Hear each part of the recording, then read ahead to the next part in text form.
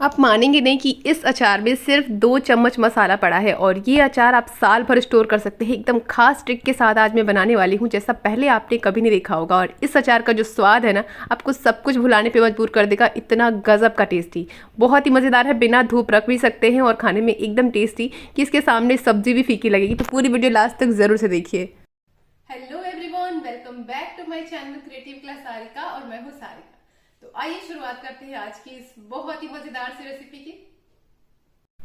और आज मैं बना रही हूँ पपीते का अचार। ये कच्चे पपीते हैं, मेरे यहाँ गार्डन में बहुत सारे पपीते आए थे, तो ये गांव से आए हैं एक्चुअली। और इतनी लंबी जर्नी के बाद भी एकदम फ्रेश हैं। तो मैंने लगभग 2 किलो के आसपास ये पपीते लिए हैं। छोटे देखने में, लेकिन ये भारी बहुत हैं और एकदम फ्रेश होने चाहिए ताकि अचार आपका एकदम बढ़िया और एकदम टेस्टी बनेगा। लंबे समय तक आप स्टोर कर पाएंगे। पपीते के ऊपर कहीं भी कट नहीं होना चाहिए। अच्छे से मैंने पानी से धो लिया है और इसमें अब जाएगा कच्चे आम, और इसको मैं अलग तरीके से यूज़ करने वाली हूँ। बिल्कुल डिफरेंट स्टाइल में ये अचार बनेगा। सच में आप देखना, इसके आगे आपको कुछ भी अच्छा नहीं लगेगा। कुछ भी अचार यानी कोई भी पुराना तरीका आप भूल जाएंगे। यहाँ मैं सारे आम को अलग तरीके से यूज़ करने वाली हूँ, तो इनको भी साइड में रखते हैं।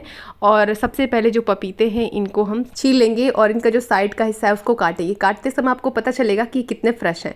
जो दूध जैसा पदार्थ निकल रहा है ना, इससे समझना है कि आपका पपीता बिल्कुल ताज़ा है। इसको अब हम छील लेंगे और छीलने के लिए आपको पीलर नहीं बल्कि चाकू से ही एकदम मोटी सी परत निकालनी है, ताकि छिलके का थोड़ा भी ग्रीन पार्ट ना रह जाए। और बस पहले ध्यान रहे अचार को, यानी जो अचार को बनाने के लिए पपीते को पहले पानी से धो लेना है, उसके बाद कपड़े से पोंछ लेना है और तब आपको छीलना है। अब छीलने के बाद इसको एक बार भी धोना नहीं, क्योंकि नमी रह जाएगी तो अचार ख़राब हो सकता है। हमें इसको इसी तरीके से छील करके तैयार करना है। मैंने इनको बढ़िया से छील लिया है और अब बारी आती है इनको काटने की। तो ध्यान रहे, छीलने के बाद आपको या काटने के बाद बिल्कुल भी धोना नहीं है। हम इस अचार को धूप में बिल्कुल भी नहीं सुखाने वाले, क्योंकि नॉर्मली जब हम धूप में सुखाते हैं ना, तो अचार काले हो जाते हैं या फिर चीऊ से हो जाते हैं। उनको चबाना पड़ता है बहुत देर तक। इसलिए आप इस ट्रिक से बनाइए, अचार बहुत गजब का होगा। मैंने सारे के सारे बीज निकाल दिए हैं, अंदर जो रेसे थे वो निकाल दिए हैं। और इस तरीके से 2 किलो जो पपीते हैं उनको एकदम क्लीन कर लिया है। अब इनको काटेंगे।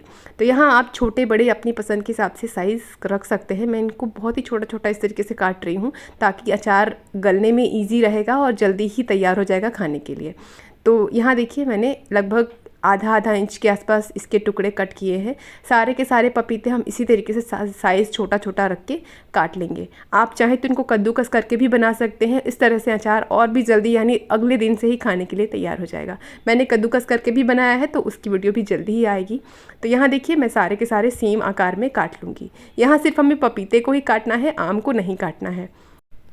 तो यहाँ सारे पपीते मैंने काट लिए हैं। अब एक बड़े से बर्तन में, बड़े से परात में हम इसको डालेंगे और थोड़ी देर के लिए आप चाहें तो धूप में रख सकते हैं, लगभग 5 से 7 मिनट के लिए। ज़्यादा देर रखेंगे ना तो ये जो पपीते हैं थोड़े से मुरझा से जाएंगे। हमें बिल्कुल ताज़ा पपीते चाहिए और इसके अंदर का जो जूस है ना, वो बिल्कुल इसमें होना चाहिए, तभी अचार में बहुत बढ़िया टेस्ट आएगा। और आप गारंटी ले लो कि ये अचार बिल्कुल पूरे साल ख़राब नहीं होगा।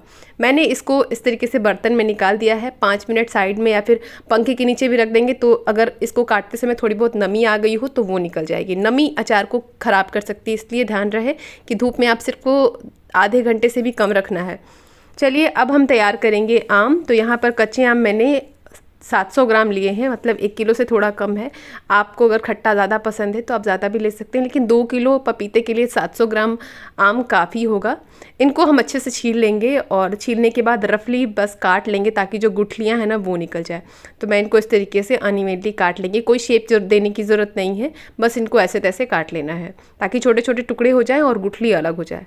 सारा पल्प काटने के बाद इसको हमें डालना है मिक्सी के जार में। जी हाँ, हम पपीते के साथ इस कच्चे आम को पीस कर डालने वाले हैं, जिससे बहुत ही बढ़िया मसाला तैयार होगा और गज़ब का टेस्ट आएगा। एकदम खट्टा मीठा इस अचार का टेस्ट आता है। चलिए, आम को डालने के बाद इसमें डाल देंगे 100 ग्राम अदरक, और अच्छे से छील लिया है। छीलने से पहले धो लिया था और उसके बाद सूती कपड़े पे रख दिया था, ताकि जो भी नमी है निकल जाए। 50 ग्राम के आसपास हम इसमें हरी मिर्ची ऐड करेंगे, तीखी वाली, क्योंकि हम इस अचार में तीखी लाल मिर्च का यूज़ नहीं करेंगे। इससे हरी मिर्च से ही तीखापन आएगा। तो ये सारी चीज़ें हम एक बड़े जार में डालेंगे और इसको हमें पीस कर लेना है। बहुत महीन नहीं करना है, थोड़ा सा दरदरा ही होना चाहिए, और पानी वगैरह कुछ भी मत डालिएगा। देखिए, मिक्सी को रोक रोक करके मैंने चलाया है और ये अच्छी तरीके से पिस गया है। ये देखें, आपको लगे तो आप थोड़ा थोड़ा करके भी पीस सकते हैं। और ये सारा पेस्ट हमारा एकदम बढ़िया खुशबूदार सा तैयार है। इसमें हम लहसुन का यूज़ भी चाहें तो कर सकते हैं, लेकिन मैंने यहाँ लहसुन नहीं डाला है क्योंकि लहसुन सबको पसंद नहीं होता है, इसलिए मैंने लहसुन नहीं ऐड किया है। पेस्ट को अभी हम निकाल देंगे एक बड़े बर्तन में जिसमें हमें अचार तैयार करना है। तो आपको एक बात ध्यान रखना है कि अचार तैयार करने के लिए आप प्लास्टिक का नहीं बल्कि स्टील के बर्तन का ही यूज़ कीजिएगा, क्योंकि प्लास्टिक के साथ जो आम होता है ना, खट्टा होने की वजह से रिएक्ट करता है। और स्टील के बजाय आपको कोई और मेटल यानी पीतल, तांबा वगैरह नहीं लेना है। स्टील में ही इसको डाल करके बड़े बर्तन में फैला दीजिए। आप कांच का जार भी ले सकते हैं और उसी में इस सारे पेस्ट को डाल करके मिला सकते हैं। अब चलिए सूखा मसाला तैयार करेंगे जो इस अचार में एकदम गजब का फ्लेवर डालेगा। तो बहुत सारा नहीं, तवे पर हमें डालना है 1 टेबलस्पून भर के मेथी दाना और 2 बड़ा चम्मच डालेंगे हम इसमें जीरा यानी 2 टेबलस्पून। थोड़ी सी लौंग ऐड की है मैंने 1 छोटी चम्मच, जिससे कि बहुत ही अच्छा खुशबू आती है आपके अचार में और अचार आपके घर के पड़ोसियों तक महकेगा इस दोनों चीज़ों को डालने के बाद, यानी लौंग और तेज़पत्ता। तो मैंने 3 से 4 तेज़पत्ता और लौंग ज़रूर डालना है, भले आप जीरा डालो या ना डालो। तो इन सारी चीज़ों को अब में ड्राई रोस्ट करना है जब तक कि एकदम क्रिस्प ना हो जाए और हल्का गोल्डन कलर आना चाहिए इनके ऊपर। ध्यान रहे ये जलने नहीं चाहिए और एकदम कुरकुरे से हो जाने चाहिए। धीमी आंच पर मैंने इनको भून लिया है। आप देख सकते हैं जो मेथी और जीरा है काफ़ी अच्छी तरीके से गोल्डन से होने लगे हैं और एकदम कुरकुरे से होने लगे हैं।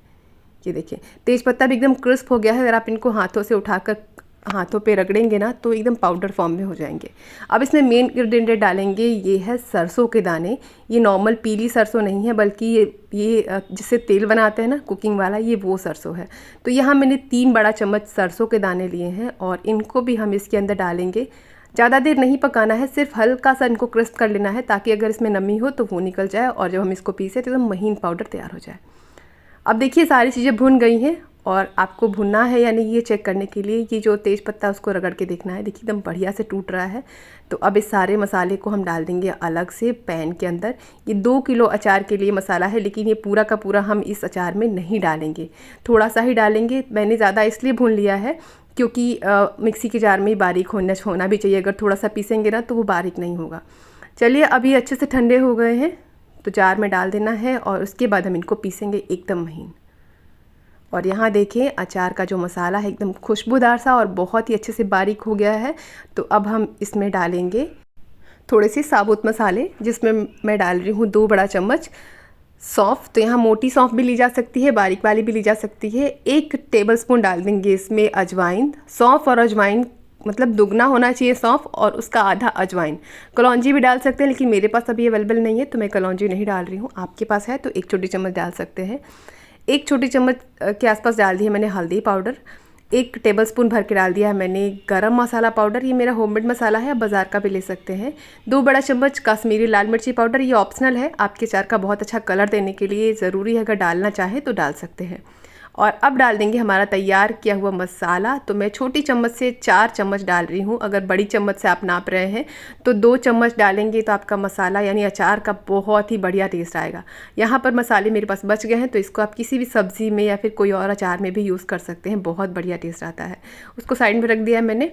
और सारे मसाले मैंने डालने के बाद अब बारी आती है पपीता डालने की। तो मैंने लगभग 15 मिनट के लिए इसको धूप में रखा था ताकि जो नमी है वो निकल जाए। तो सारा का सारा पपीता डालेंगे और आप मानेंगे नहीं कि जो मसाला बना है ना पूरे घर में महक रहा है। आस पड़ोस को भी पता चलेगा ना कि एकदम गजब का अचार बन रहा है।